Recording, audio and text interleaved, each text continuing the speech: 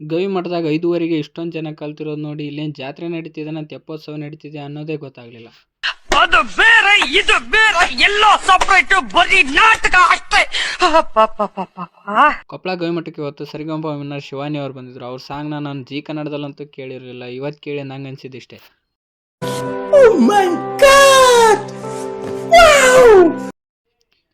ಶಿವಾನಿ ಅವರು ಗವಿ ಮಠದಲ್ಲಿ ಆಡಿರೋ ಹಾಡು ಕೇಳಿ ನಿಮ್ಗೆ ಏನು ಅನ್ನಿಸ್ತು ಅಂತ ಕಾಮೆಂಟ್ ಮಾಡಿ. ಹಂಗೇನಾದ್ರು ಕೇಳಿರ್ಲಿಲ್ಲ ಅಂದರೆ ಈ ಕ್ಲಿಪ್ ನೋಡಿ.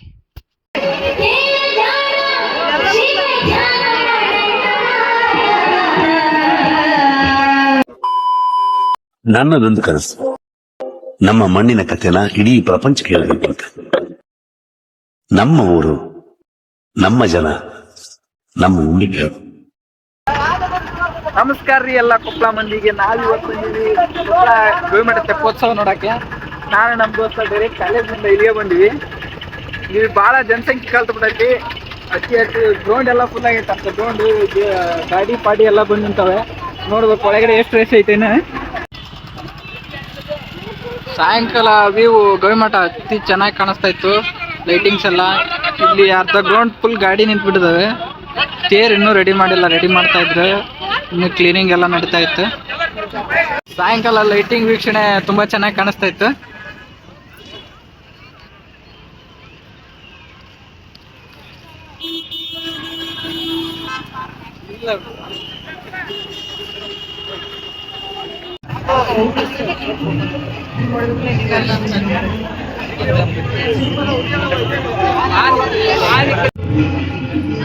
ಊಟದ ಮಹಾದಾಸೋಹದ ಮುಂದೆ ಇಲ್ಲಿ ವಿಡಿಯೋ ಟಿವಿಯನ್ನು ರೆಡಿ ಮಾಡಿದ್ರು.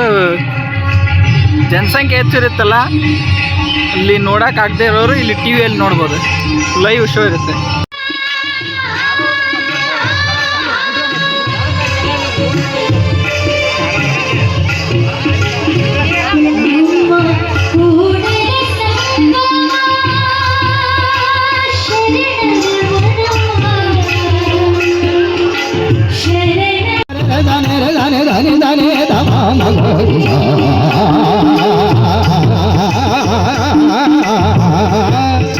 ಶರಣರ ಮನ ನೊಂದಿದ್ದೆಯ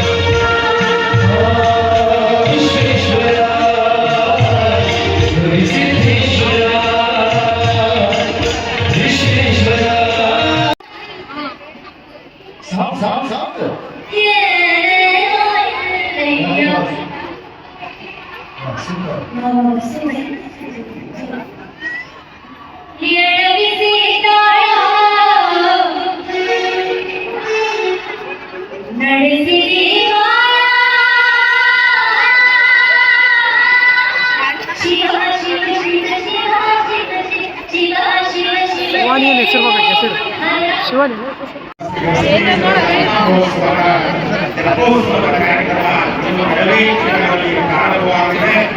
ಈ ಬಾರಿ ತೆಪ್ಪೋತ್ಸವದ ಕಾರ್ಯಕ್ರಮದ ಪೂಜಾ ಸಂಕಲ್ಪವನ್ನ ನಮ್ಮವರಿಯಾಗಿರ್ತಕ್ಕಂಥ ಉದ್ಯಮಿಗಳಾಗಿರ್ತಕ್ಕಂಥ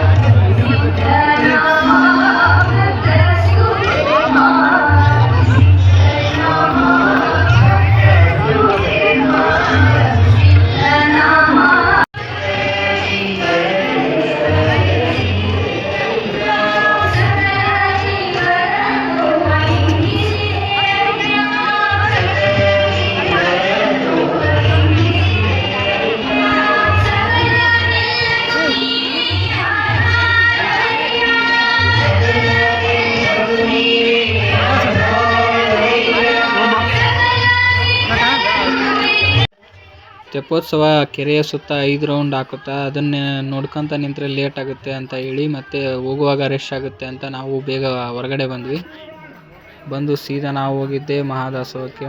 ಎಲ್ಲ ಮಹಾದಾಸೋಹ ಸ್ಟಾರ್ಟ್ ಆಗಿತ್ತು, ಇದೇ ಫಸ್ಟ್ ಡೇ. ಮಹಾದಾಸೋಹದಲ್ಲಿ ಊಟ ಪ್ರಾರಂಭ ಆಗಿದ್ದು ಭಕ್ತರಿಗೆ ಇದೇ ಫಸ್ಟ್ ಡೇ ಅನ್ಸುತ್ತೆ. ನಾವು ಹೋದಾಗ ಏನೋ ಅಷ್ಟು ರಶ್ ಇದ್ದಿಲ್ಲ, ಹಂಗೆ ಹೋಗಿ ಕ್ಯೂ ಅಲ್ಲಿ ನಿಂತ್ಕೊಂಡು ಊಟ ಮಾಡ್ಕೊಂಡು ಬಂದ್ವಿ.